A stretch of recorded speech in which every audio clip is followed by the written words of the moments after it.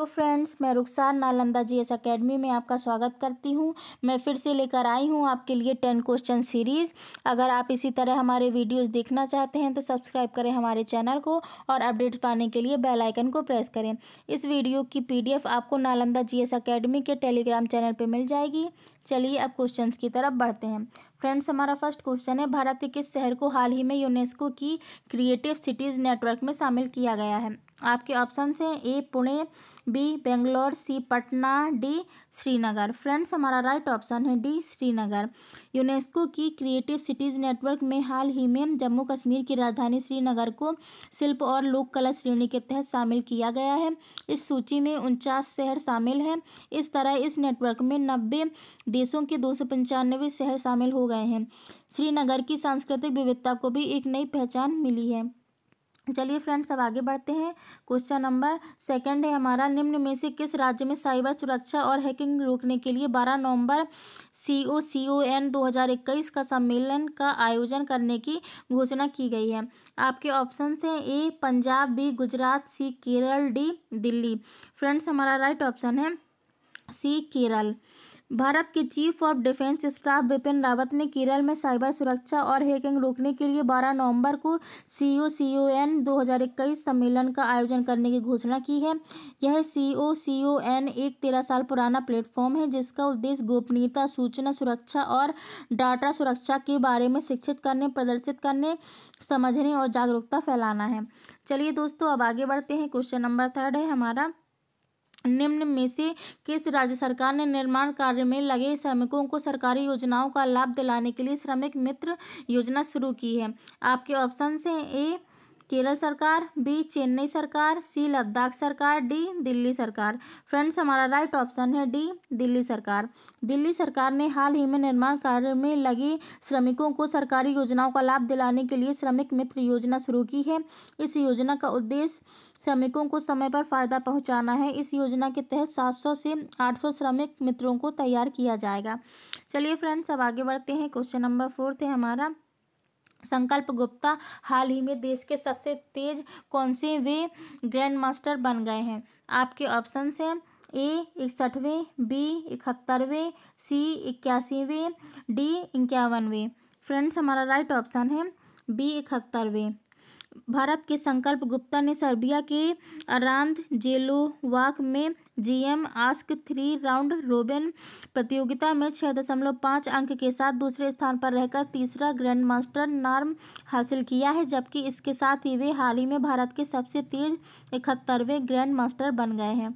संकल्प गुप्ता ने लगातार 3 टूर्नामेंट में खेलते हुए केवल 24 दिन के अंदर 3 ग्रैंड मास्टर नाम हासिल किए हैं। चलिए दोस्तों, अब आगे बढ़ते हैं। क्वेश्चन नंबर फिफ्थ है हमारा, 10 नवंबर को पूरे भारत में कौन सा दिवस मनाया जाता है? आपके ऑप्शन हैं ए डाक दिवस, बी विज्ञान दिवस, सी हिंदी दिवस, डी परिवहन दिवस। फ्रेंड्स, हमारा राइट ऑप्शन है डी परिवहन दिवस। 10 नवंबर को पूरे भारत में परिवहन दिवस मनाया जाता है। इस दिवस पर लोगों को यातायात के नियमों तथा दुर्घटनाओं को कम करने के बारे में जागरूक किया जाता है। साथ ही परिवहन के साधनों में हो रहे दिन प्रतिदिन के सुधार तथा विस्तार के बारे में भी लोगों को जागरूक किया जाता है। चलिए दोस्तों, अब आगे बढ़ते हैं। क्वेश्चन नंबर 6 है, हाल ही में खोजी गई इंटीटेनेजर जो कि थ्रोपिडे के बड़े परिवार से संबंधित है, वह किसकी प्रजाति है? आपके ऑप्शन हैं ए बंदर, बी पक्षी, सी जलजीव, डी मुर्गा। फ्रेंड्स, हमारा राइट ऑप्शन है बी पक्षी।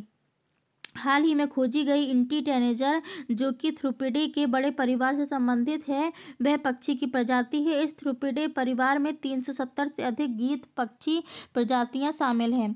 यह पक्षी लगभग पूरी तरह से अमेरिकी उष्णकटिबंधीय क्षेत्र तक ही सीमित हैं। चलिए दोस्तों, अब आगे बढ़ते हैं। क्वेश्चन नंबर 7 है, पूरे भारत के वैज्ञानिक संस्थानों के कितने वैज्ञानिकों को स्वर्ण जयंती फेलोशिप प्रदान की गई है? आपके ऑप्शंस हैं ए 5 वैज्ञानिकों, बी 12 वैज्ञानिकों, सी 17 वैज्ञानिकों, डी 25 वैज्ञानिकों। फ्रेंड्स, हमारा राइट ऑप्शन है सी 17 वैज्ञानिकों। पूरे भारत के वैज्ञानिक संस्थानों के 17 वैज्ञानिकों को उनके नवोन्मेषी अनुसंधान संबंधी विचारों और विभिन्न विषयों में अनुसंधान एवं विकास को प्रभावी बनाने के लिए स्वर्ण जयंती फेलोशिप प्रदान की गई है। इन वैज्ञानिकों को अनुसंधान योजना में अनुमोदित व्यय के संदर्भ में स्वतंत्रता व लचीलेपन के साथ स्वतंत्र रूप से अनुसंधान कार्य जारी रखने की अनुमति होगी।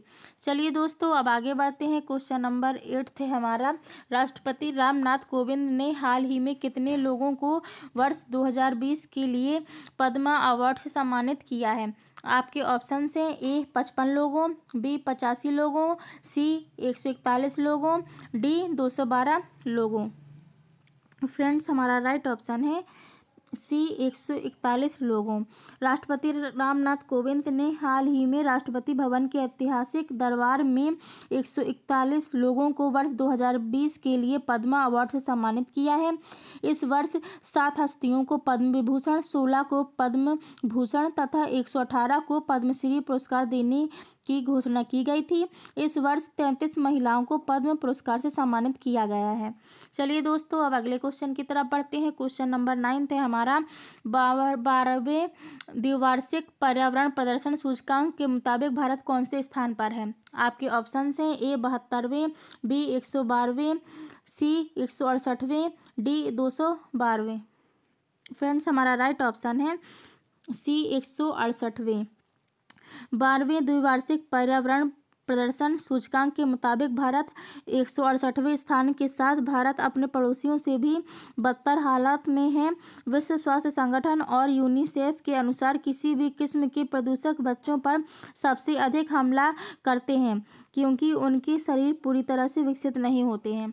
चलिए दोस्तों, अब अपने आखिरी क्वेश्चन की तरफ बढ़ते हैं। क्वेश्चन नंबर 10, हाल ही में मशहूर सिंगर और होस्ट आदित्य नारायण को किस पुरस्कार की डॉक्टरेट की मानद उपाधि से सम्मानित किया गया है?